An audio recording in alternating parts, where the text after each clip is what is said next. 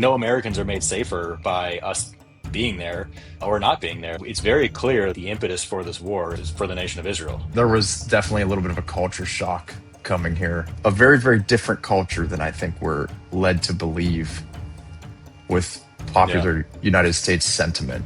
You have to copy trade Trump because he's effectively, his family business is directing the market swing and profiting on the up and down. We on the right have lost any moral high ground to criticize insider trading.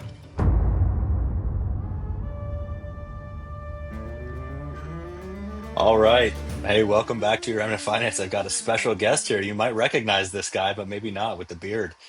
Brian, welcome back. Thanks, man. It's good to be back after a couple months. How's Yeah, everything? and you're not back. You're just back on the No. podcast. You are. Where are you right now?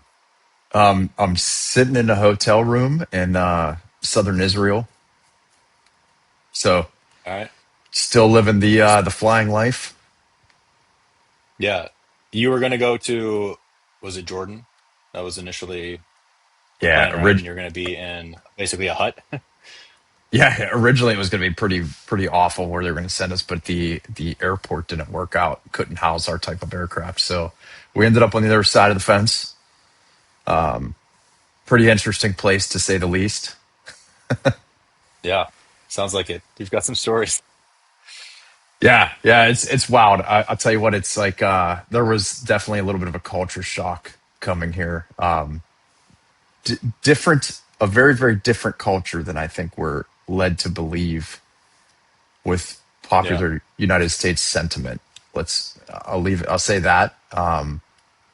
Yeah, we yeah, think of the things we do as serving others and being gracious towards others and mannerly and stuff like that. And man, you don't get that here.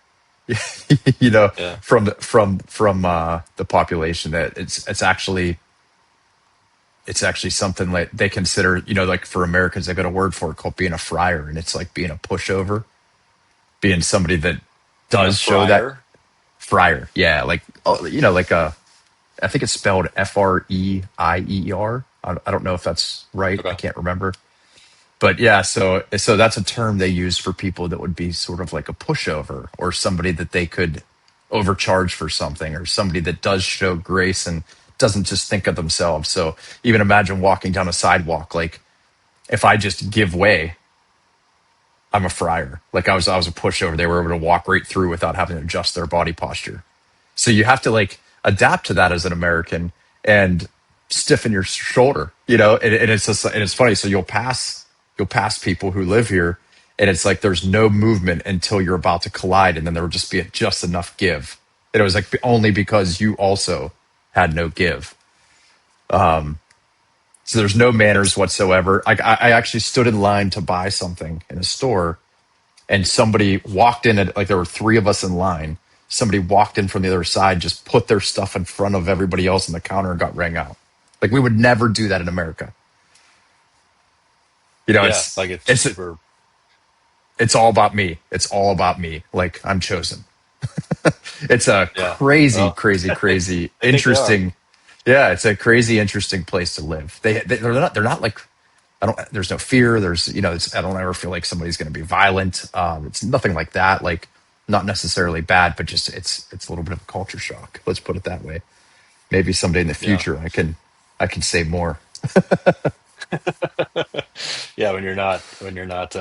Yeah. Well, I Yeah, but remember when we traveled to Thailand and we spent a night or two in an airport in China just due to like delays in planes and stuff. And I just remember thinking, like, I hate these people. They're awful. The Chinese, and of course that's a blanket statement, but um, I stand by it because I just remember being like we're in line and we're running late. We might miss our plane, and so we could like ask to move forward, but it's not even like they're not going to let you move in line. Like they're going to try to get in front of you. Like like yeah, you were saying, they will cut you in line just because, and you have to basically push them out of the way. But then well, I'm in China. I don't really want to be in any kind of altercation here. So right.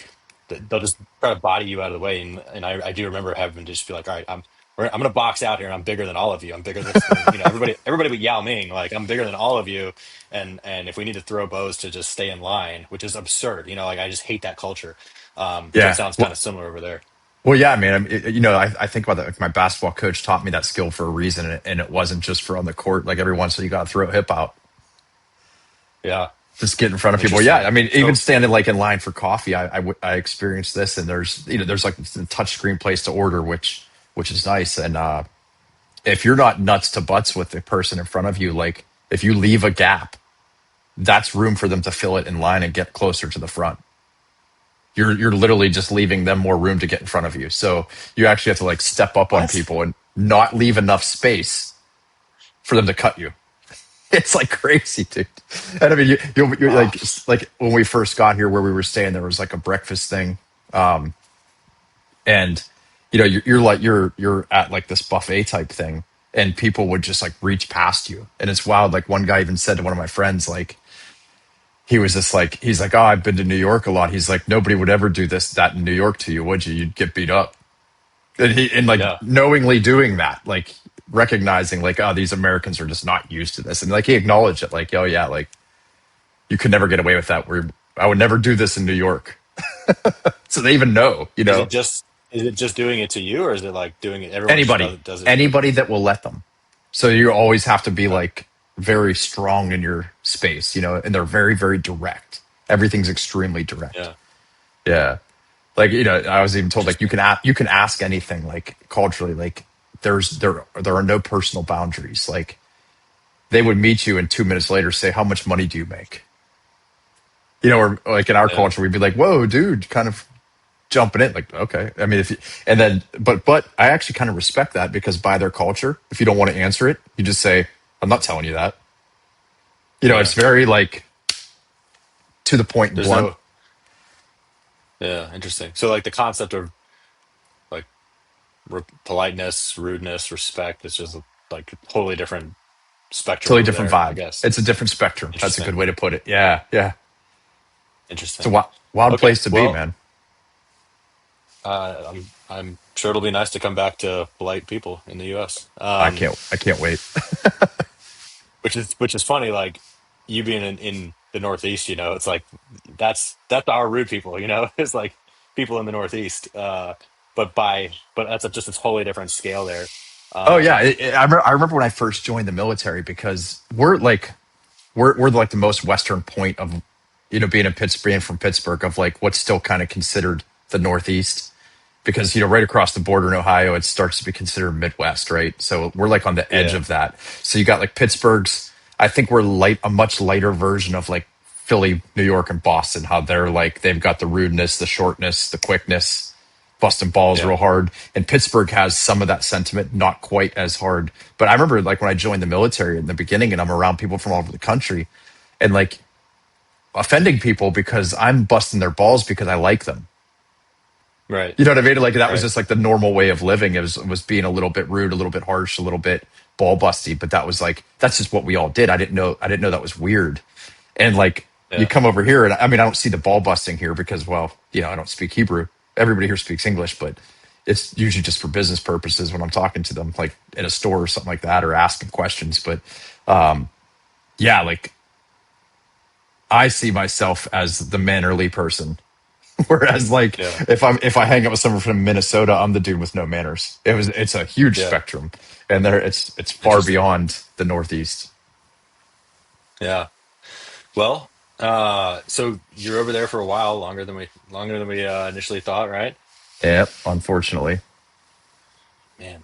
Well, so tell us about what are you seeing from over there? Obviously, you can't go into like operational detail kind of stuff, but just generally, like, what is the mission? Because we sure don't know back over here. How are they presenting it to you? Do you feel like it's going well? Just what's your take on this war?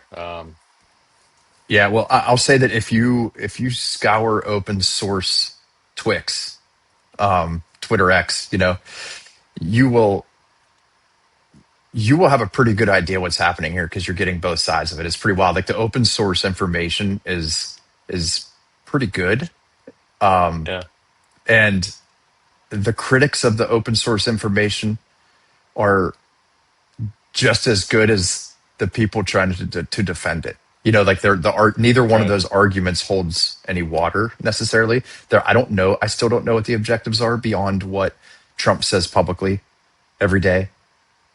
Right. I, Which is to I don't reopen the straits and Iran to not have a nuke, which was the case 6 months ago. But um, correct. So I don't. I personally don't know what we're doing here. I yeah, don't. I don't know what the plan is, and I don't know what the end game is beyond what Trump says. But what he says changes a lot. So, yeah, what you see out there is I can't give you anything different. You know, obviously, like you said, I couldn't talk about anything classified, but there's there's nothing I see on my end that is any different than what you can't find on Twitter. Like all the same questions exist from my perspective. interesting.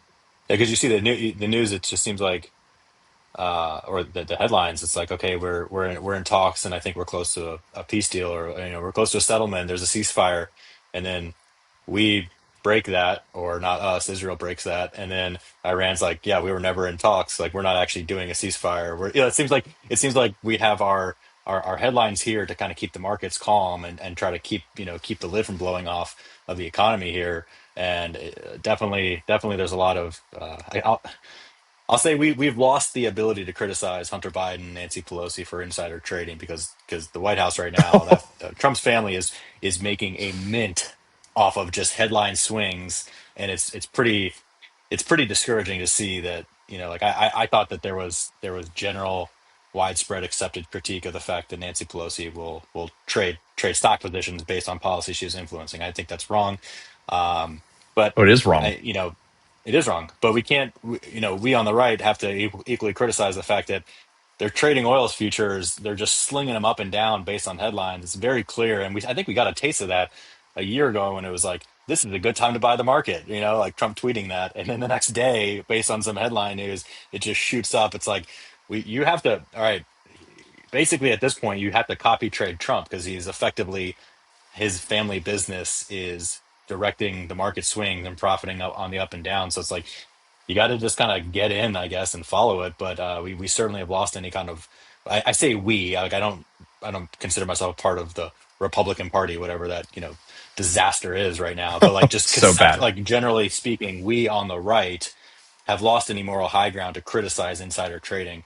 Um, but it seems like there's just headline swings of we've got a peace deal in the works, and Iran's like, yeah, we weren't party to that, and I mean, they're winning this war. I think they've already won it. Like the best case scenario for us is just a kind of a peaceful, quiet exit at this point, from my point of view, because I don't see how there's any the all the headlines that we've destroyed Iran's military, all their launch sites. It's like every month that goes by, we realize more and more those headlines were inaccurate, and they've rebuilt just about everything, and they're almost at the same capacity as when they started the war, according to both intel sources and just open source. And I don't see any positives here for us to have. I mean, you know more people who are bullish on this, I assume, than I do. Just there's got to be somebody over there in your unit who's like, I get what we're doing and why.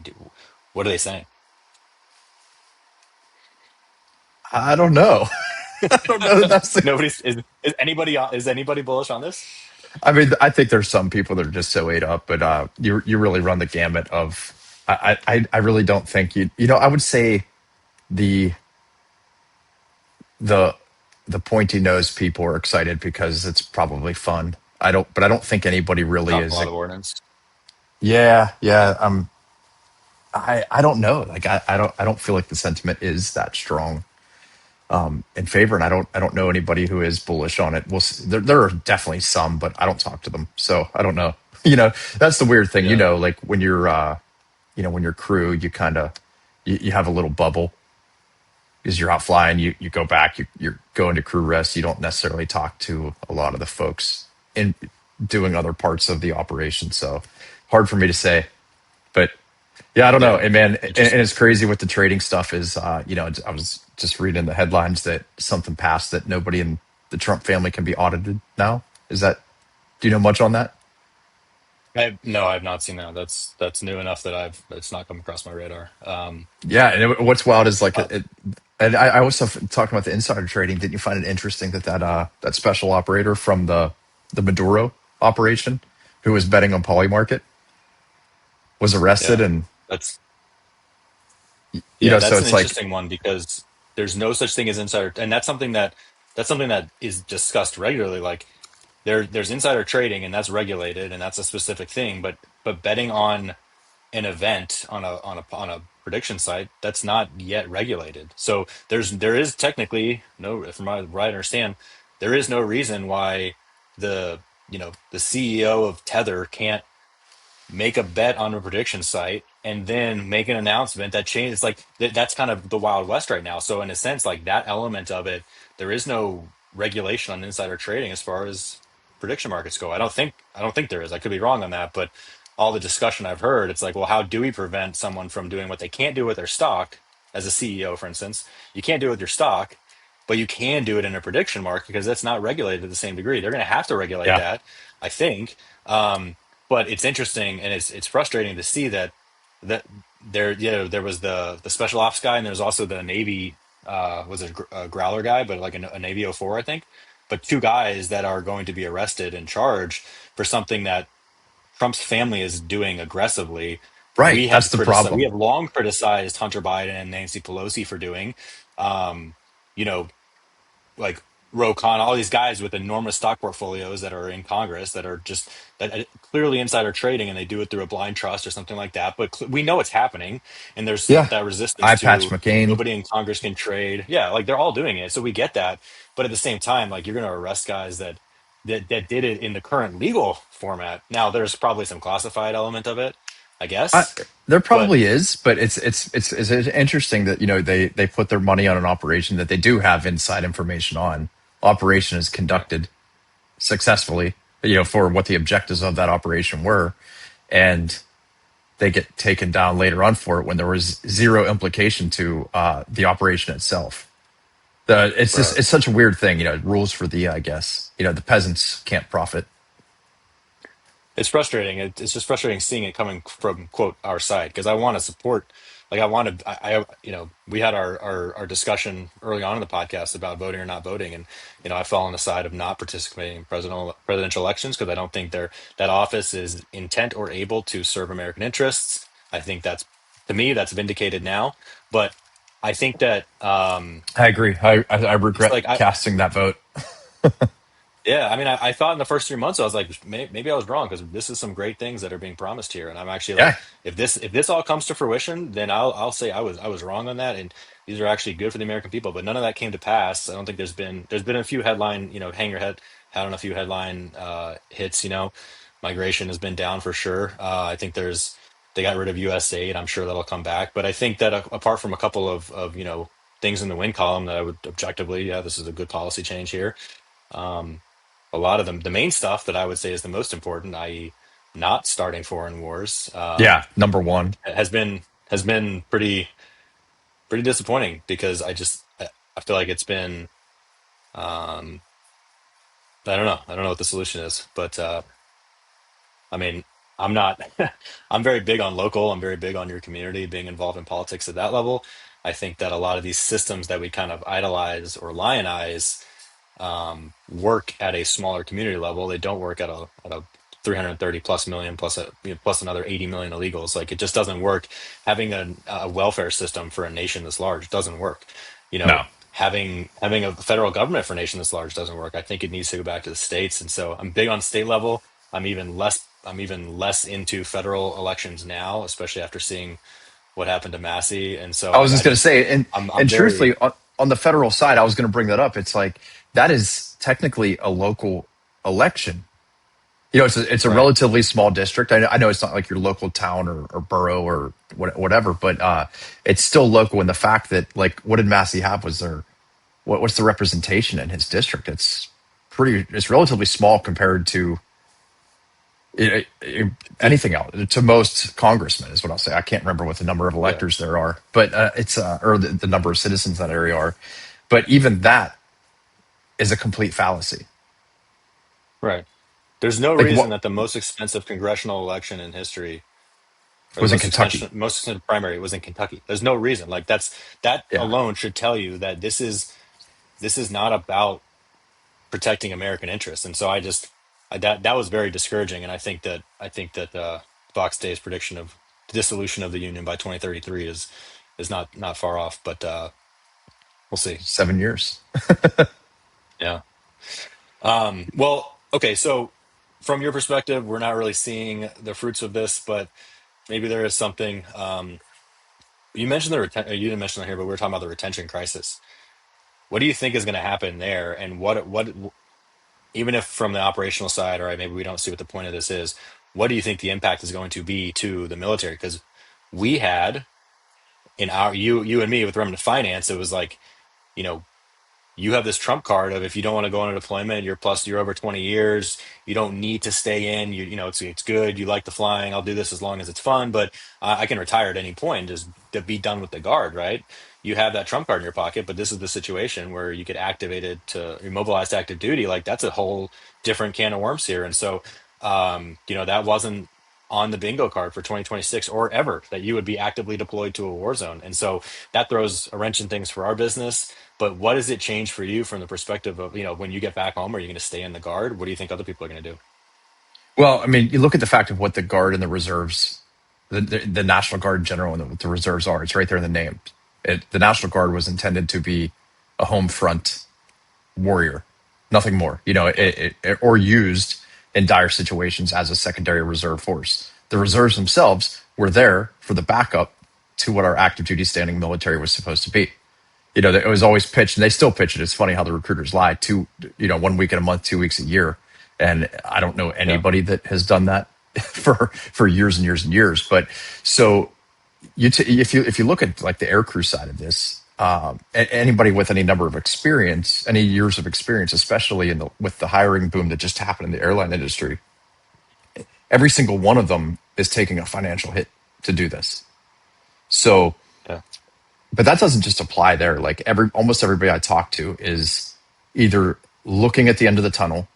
Am I close enough to get to 20, or what else can I do?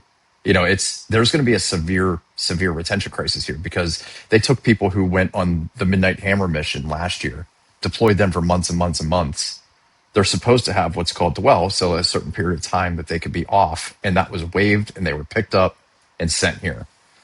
So now you got guys who in the reserve force that or have been gone 6 of the last 8 months or more than that. I can't remember what it is. It's a pretty large number. I was fortunate to not be on that Yeah. first one. It's going to be a severe retention crisis that we're facing. So when you think of the people that are flying the airplanes, I don't think a lot of them will stick around very long. After it's Yeah. going to be like mid time. You know, they're going to hit their commitment that they signed up for in punch. If they have 20, it's pretty unlikely that they're going to stick around much longer. I think this is going to be disastrous for the numbers in the force going forward, in the Air Force, especially because this is an air operation. We're not, you know, the guys in the Army, the Navy's out there. So it's not just an air operation, it's air and Navy. But I don't think the Army will see the crisis, of course, because they're not being impacted at this moment in the same kind of way. But it's pretty hard to just pluck people, you know, from their homes, from their give them a degraded financial situation and then Yeah. tell them we don't know when you're coming. You know, we don't know how long you'll be there until this is done. It's Yeah. it's That's it's the worst part. it's the worst part. It's not what the reserves were intended to be, and for what, and Yeah. for whom. You know, so I really think that they're making some big mistakes there. But of course, I'm not at that level to in the rooms where they're talking about that sort of stuff. I'm just telling you what I see on the ground, and I think it's going to be ugly. The you gotta have. I think you're right for obviously like the human level elements, being away from your family, not knowing when you're coming home, the pay implications of I could be making a lot more in the airlines right now. There's a lot of those factors on like pilot to pilot.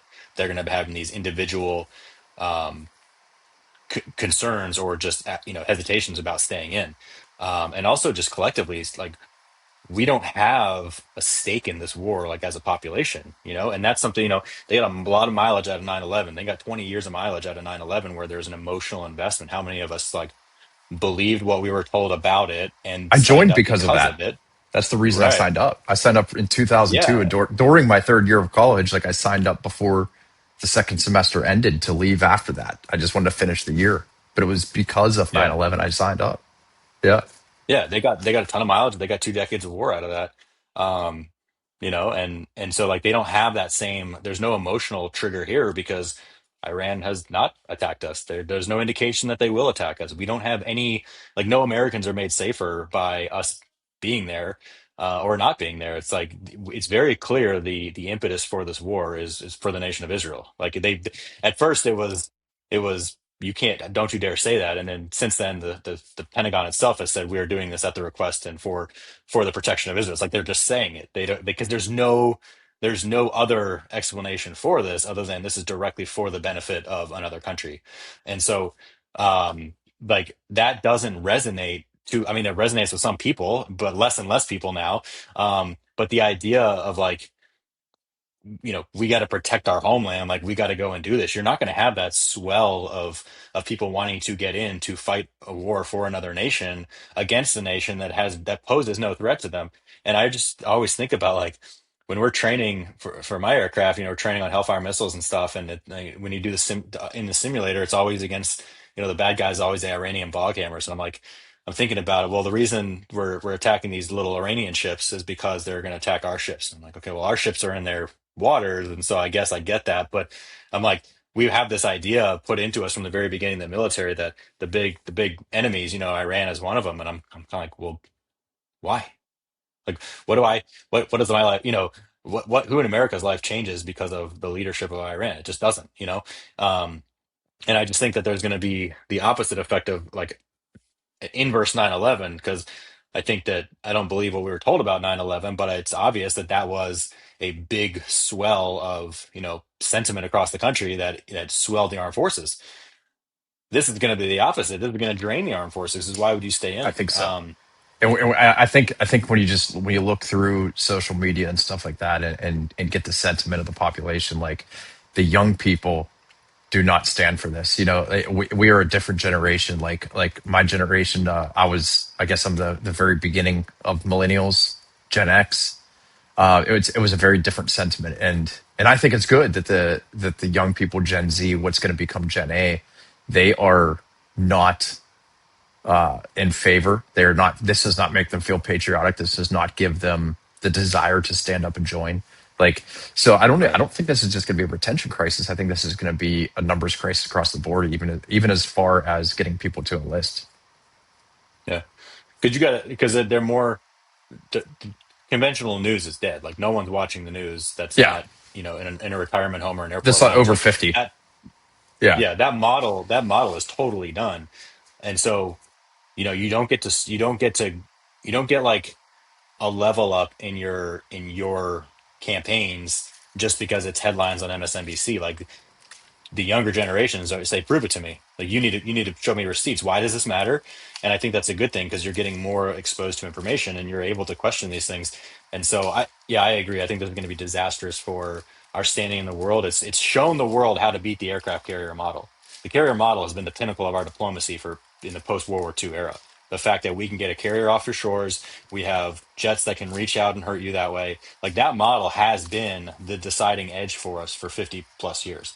And we've just watched how commercial off the shelf drones can derail that model. When our carriers are not going anywhere near the shoreline, when our jets have to tank twice just to get to where they can launch a missile, like anybody in the world now can defeat the carrier model. I mean, that's not to say that like we can't inflict large amounts of pain from that, but for the large nations that have a robust drone capability, they can keep America away because we will not risk a ship for this war. Like that's where it's, and you can kind of see this. Like we're not going to play chicken with you because if we lose a ship, like I think they know there's already very little support for this. I think this is the lowest support numbers for any war. Not that this has been declared a war, but um, like there's so little support for this already that if we actually lost a ship, I mean our tolerance for for this operation. Yeah. loss, right, for this Well, operation in general, and just we don't have a high tolerance for loss as a nation. That's not a bad thing, you know. no, You know, yeah, uh, and 13 people were killed over here, unfortunately, and I'm grateful for this that is consistently brought up. You know, all the critics of everything are like 13 Americans died for what? Because their lives are valuable, but I don't think a lot of people realize that other nations don't have that same sentiment towards losing people to the same degree. yeah, You know, yeah, and so that doesn't, yeah, that's a big impact. But to counter what you're saying a little bit, that's true. Everything you said is true, but we are and will continue to pivot. You know, that drone technology was definitely, I think, something that we weren't necessarily as prepared for as we would have liked to have been. But I would invest in drone companies. We're going to be coming back strong on yeah. that front. Yeah, so we're going to continue to pivot. It's going to change what we've thought of as conventional war for the last 80 years. It's a big change now. Everything's changing. AI is changing it. The drones are changing it. Like, you can't just go in Yeah. there, like you said, and bully in there with your big boats and your big muscles and push people out anymore. But I think it's pretty indefensible that I mean, of course, I think this the hopefully the saner heads to prevail that there's not going to be a ground invasion of Iran because we would get smoke checked. We've watched for the last 4 years that conventional, landing force invasion kind of mechanics don't work in war anymore. Just like you can see on the Russia-Ukraine front, there's an entire zone where nobody's going at all. You have to like take a two-person motorcycle team to have any chance at getting somebody through. That totally disrupts the army's model, right? The army can't just land forces on the shores of Iran, or the Marines can't just land in Iran and just like take over a town. Like that mode is quickly becoming obsolete, and so there needs to be a pivot. But I feel like that pivot should have been done a long time before there was any invasion. Because if an aircraft carrier can be completely effectively deterred by commercial drones, we were not ready for this invasion because we are not there with the drone, the technology required to get there. But that's their, I mean, that's a problem that they're gonna have to work out. But I think that to get back to your situation, I, it was interesting that you get the call that you're gonna, get ready. You might have, any day now we're gonna be going over there, and you're like, well, here we go again with this shot battle. And so you have this long list of shots that you haven't gotten. And what do after fighting us for years on the COVID mandates and not signing, saying that we can't possibly risk the threat that they're posing, but if they don't have the COVID shot, you can't fly, you can't get on a ship, you can't do anything if you don't have this COVID shot, and we're not even going to entertain the administrative relief that we put in force as a process if you want to consider not getting this shot, i.e., the RA, the medical exemption, the admin exemption. We're just going to ignore that process that we created, right, and ruin your careers over this. As soon as we need you to go over there, what do? They just waived all shot requirements, right? Oh, for the people that first went, they still held on to this. Like, we were a little later to the game, so they pushed those. But I think the people that came here right off the bat, like the day it was announced, everything was waived. I mean, that's what I've learned here is they'll waive everything whenever they say it's time to go. Yeah, Yeah, it's a yeah. it's a wild thing. There's They ruined our careers over that, and they just waived it because it suited them. yeah. Well, that's what it comes down to, man. I mean, Infuriating. Yeah, we're just more pawns. There's yeah. nothing more to. Are you gonna stay in now that you have the opportunity? Like once you get back, is this ride gonna continue for you, or is this I enough think of I a think I think this seals it for me. yeah, yeah? I Yeah, got told a lot. I'm Why looking would you forward to not? being. You're 15 years. I'm looking forward to saying I'm former military. Yeah, yeah. Little I look inside forward joke to that there. big time. I'm gonna let everybody know it once I am. I mean, I Yeah. guess You gotta it's like you gotta remind people all the time. yeah, I am former military. I mean, I'm still military, but I'm former military too. Yeah, exactly, exactly. Um, yeah, I got that a lot. Why don't you just do 1 weekend a month, 2 weeks a year? You're 15 years there. Why all you got to do is 5 years? Why would you just give that up? Join the reserves? And I just think, man, I'm glad I was in a state of mind mentally where I was like, I'm doing nothing ever again with or for the government. I'm not even going to file my own VA claim. I'm going to pay someone to do that for me because I don't want to ever talk to anyone in the government again. And ironic, like as we're recording this, it's Killdozer Day, and so that's a very, I think, Yeah, appropriate sentiment. Um, that's how I was yeah. feeling coming out, and so I'm so glad I did not do the reserves because I mean, I would be as pissed as you are to be over there if I was at this time. Like I would be a conscientious objector, a defector, AWOL. I don't know what I would do, but I would just I could not wrap my mind around being over there right now, and I'm glad I didn't have to have that Yeah, conversation with the family. How is the family, by the way? they're doing all right. I mean, you know, busy. It's obviously a Yeah, lot harder down one, but we've had great support from friends, family, and neighbors and stuff. So they're doing all right. But yeah, that's the worst thing, man. Is it's just like I think about the number of summers you get with your kids, yeah, you know, and you're gonna if what are you giving that up for? Is it worth it? Is the toll worth it? I don't think so. yeah. Yeah, it's kind of where I stand. But Got to spread that democracy, man. be some good conversations when I get home, I'm sure. But yeah, I mean, I don't have all negative feelings towards everything. It's like this has been a great career. It's been a good job. It's been a great skill set. It's led me. It's opened a ton of doors overall. But there is a reason that 20 years is the retirement metric, and I don't think it's just because your body's worn out. If you think of like the ground troop in essence, and that's true too. You know, someone that's 40 isn't normally going to keep up with a 20-year-old anymore. But you start to question things like, am I really going to go up that hill?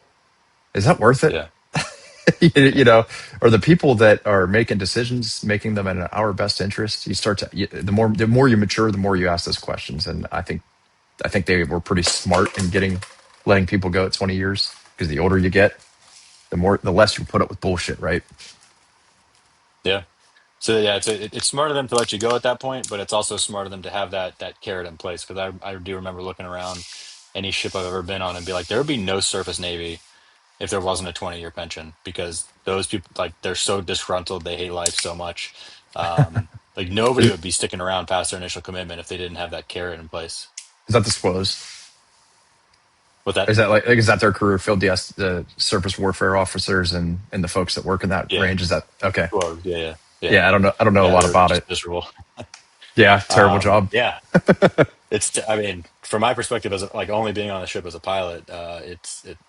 I would never want to do that, and I would be out the first opportunity I could if I had to live that life. But well, talking about insurance, talking about Well, our business, you know. before that, I'll tell you, there's something that you know, our partners at Legacy Lock, and I remember whenever I first got certified to do the stuff with them and went through their training and everything. One of the things that they said is that it's crazy the astronomical number of people that get a trust in place and don't properly fund it, and it's really easy to let Yeah, fall by the wayside. And I'm guilty. Like I don't have mine yeah, properly funded.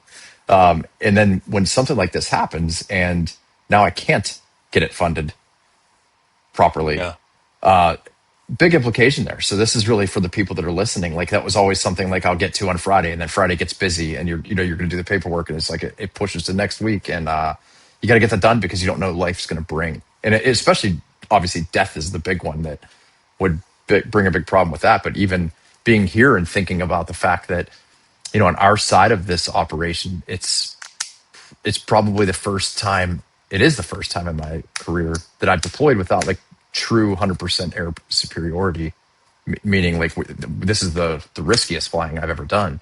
So, yeah, you think about that and it's just like, did I properly position my assets, my family protection? On the life insurance side, we're mostly good. yeah, But yeah. So those folks who have gotten a trust through us or have it through somebody else, make sure that's done because when it's too late, it's too late. And I've learned that lesson the hard way because I have not been a good steward of taking care of that yeah. properly. And I've recently gone through that. I've done my trust day, which became trust month, which is now trust 2026. Yeah. And same, I'm in the process of doing that. Like it's hard. It's not a quick process to get your rental properties into an LLC, your LLC funded into the Right. trust, getting your Schwab trading accounts into the trust. You can do that. You need an updated certificate of trust and the updated trust itself. But like getting that all together is very important and something that you need to do. And it can be time consuming, but just get a Claude subscription, get it for a couple months, put it in there, say do a project, and just say, hey, start to finish. Here's my trust right now, or here's my path to get a trust with Legacy Lock. If you don't have one, email us info@remnantfinance.com, send us a message on our website. and we'll just link you up with the service that we use that we both have for our trust, and you do it all online. But getting that in place and going through that process and just having using Claude to walk through it with you and just say, check me on everything I'm missing. Ask me about all my assets and let's create a checklist. Everything that should be funded into the trust, everything that can be some things can just be written in, like jewelry or something that doesn't have title. You can just write that into the trust. But something like a vehicle, you know, um, you need to get that taken care of. Like you owe it to your family to Yeah. get that taken care of. And we did an episode recently with Ro Hmm. about the documents you need for estate planning. I think that give that one a listen if you haven't, because that is critically important. And Yeah. you Oh never know yeah. when you're Big going to time. end up in the Red Sea in a war zone. So Yeah. Yeah. No doubt. And even the life insurance in place, but like what good peace of mind, if you're going to be at risk, which we're all at risk of dying. It's the one inevitability of our lives. What a yeah. peace of mind of knowing that there's proper protection in place. I'm still paying premium. I think I've paid premium on 3 or 4 policies since I've been here, just coincidentally, and it's an awesome thing to pay and watch that death benefit rise. Man, it's a good little extra peace of mind. And if you had, let's say back at home, you have an issue, right now you're able to, you're in a hotel, it's not like you're out in a hut in the desert. Like you have internet clearly, and you can manage a lot of stuff from there. But just let's just say your roof needed, roof needed repair. And does your wife know, like, do you have the capital? I know with the banking system, like you've got your cash value, you've got your savings in this vehicle that we talk about all the time. Does your wife know how to access that? I mean, you could take the policy loan in your specific situation, but if you were totally off the radar right now, could your wife access your policy to take out a policy loan? Would she know how to? I don't honestly. I don't think my wife would. I've never like sat down with her and walked her through mechanically. She understands what a policy loan is. She knows like what I do and how we do it. She knows how we run our finances. But mechanically, I've taken out every policy loan for us. I've actually clicked the buttons. I don't know that she would. Same. I've never taught her how to do that, and there's no reason that anyone does that unless you actively do it. So that's something to think about as well. It Probably somewhere is. where we're both deficient. Yeah, I'm definitely deficient in that, and I don't know that my wife would be able to as well. But I think about Nelson Nash talked about like towards the end of his life when he felt like his time was running out, and he always said like they tell a story about it, he he prepared his wife to be a widow. He did it late in the game, but I think it would be prudent to prepare your wife to be a widow even when you're our age and Yeah, healthy and expecting to be around for another 30, 40 years or more. Yeah, for exactly that reason. I mean, even if she wouldn't be a widow, like if there was no way that I could help her with that stuff, she ought to know the mechanics of what to do, where to look. No, she takes yeah, care of like everything around the house right now and my mail and all the things. So she's getting everything done. But yeah, in the event of an emergency, I don't know that it would be easy for her. I'll have to give her your number. yeah. I mean, yeah, I, it's definitely something to think about. But yeah, having that peace of mind for that system there is invaluable. And so think through. We always say you don't wake up tomorrow. What's your family look like? But you are completely off the grid, and you're in a war zone tomorrow. For a lot of our yeah, audience, that's not possible, but for some, it definitely is. I can't remember the podcast I listened to, but I've thought about this. Is I actually talked to Molly about this one time. I was like, it's actually a good idea. Is he would go like surprise for his family. He would go to the basement and just kill the main breaker to the house and be like, that's not coming back on for 72 hours. How do we handle it? And he would do it to figure out the holes and to make sure everybody Yeah, understood how to handle having no power. Just as an example, interesting. like what do we lose? It's only 72 hours. Like, is our food preserved? Is the freezer going to be okay? Do we have access to what do we not have access to? And then like kind of take notes on that and be like, if we hit a tough situation, like how do we prepare for it to be worse than this, worse than a weekend? So where are the Interesting. holes in our where are the holes in our like survival planning, if you want to think of it that way. But it's probably also smart in this stuff. Like if you're a policy holder of ours, like have your wife take the next policy loan. Does she know where to find the Yeah, documents for all those things if you're not there, and how to manage the system and handle the system, or your kids if they're old enough to do that? Like, yeah, that's super good training that I think for preparation of your family, financially, physically, survival preparedness, like that guy was talking about, like all that kind of stuff. Yeah, interesting. That was a good idea. All right, well, we'll let you go get some sleep for the missions because it's about It's late 11 here. o'clock in the morning my time. So what is that, 9 p.m. ish your time? I think Yeah. you're 10 Yep. hours behind me or ahead of me. Head So, of you. Yep. well, yeah, well, thanks for staying up and doing this, and hope it wraps up soon. I hope we win, whatever winning looks like. I hope so too, man. Whatever that it looks like at this point, I'm down with it. Winning or losing, whichever happens sooner, let's just be done with it because I don't get it personally, and maybe if maybe someone is more has more insight than we do, happy to hear the other side because I'm not seeing it, but I would love to be Yeah. wrong on that. So I think the important part on my end is you just think about the fact that you're supporting the people to your left and right, and when you're stuck in a situation, and not to worry about too much about the overarching political objectives, because nothing I yep, can do, right? So you just got to do what's yep, right for the people around you who you do care about, are good people, and support them.